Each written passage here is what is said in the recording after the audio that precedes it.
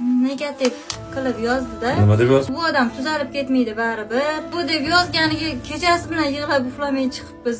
Bandan orqasidan quvgandi emas, Allohning orqasidan quvgandi, orqasidan boraman.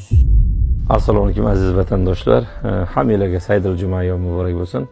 Kecha 27-da payshanba kuni olib chiqqan edik. Bugun 28, mana juma 24 soatlik sonimiz ham yopildi. Juda ko'pchilik kartalarda shu muammolarni yecha olmaganimizda juda ko'pchilik qiynaldi. Buni ham bir hikmati bor-da. Bu yerda hozir bizning kanallarimizda juda ko'pchilik kutib, payshanbani vaqti kelganda savolaydi deb harakat qilib, nima deydi, bir boshqacha o'yin bo'lyapti-da, oxiratga quvlashish. Mana sizlar qanpulni ham olib keldik. Mana bu 50 million. 50 million. Mana bu bilan 100 million bo'ldi.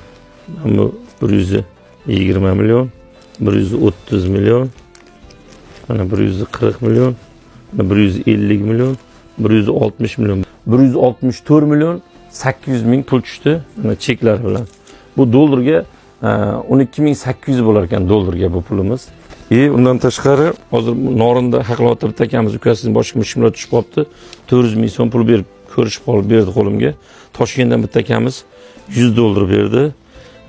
Yana bitta akamiz 300 dollar berib yubordi Toshkentda. Keyin yana bitta akamiz 1000 dollar berib yubordi Toshkentdan. 1 2 3 4 5 6 7 8 9 10.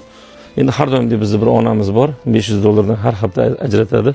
500 dollar farzandida ozgina bemorlik bor, haqlarga duo qilasiz. O jami 14200 dollar pul yig'imiz sizlarga. Alloh razı bo'lsin.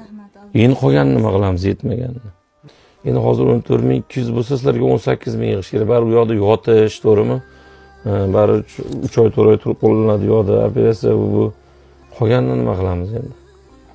Endi yig'ib boramiz, harakat qilib. Qayerdan yig'asizlar? Uyda sotamiz bo'lmasa. 4000, 5000 yetmay qolgan uy sotasizlarmi? Boshqa qayerdan olamiz? Qolganini nima qilsak bo'ladi endi aka? Sotgani faqat uyimiz bor xolos-da. Hozir 14200 dollar bo'ldimi? 14200 dollar bo'lsa. Boshqa qarindoshlar yo'q endi, ha. Aka, Toshkentdan yana bir akamiz mana 10.000 dollar berdi. Sürprizlarga bor ekansiz. Endi uyda nima qilamiz? Zotmaymizmi? Alloh rozi bo'lsin. Qarang, Allohning qudratini. Mana 10.000.